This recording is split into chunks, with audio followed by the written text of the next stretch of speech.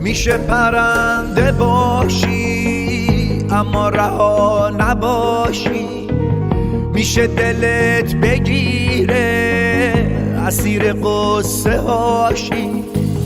حالا که آسمونه دنیای تازه ای نیست، اون وقت یه جا بشینی محو گذشته خوشی.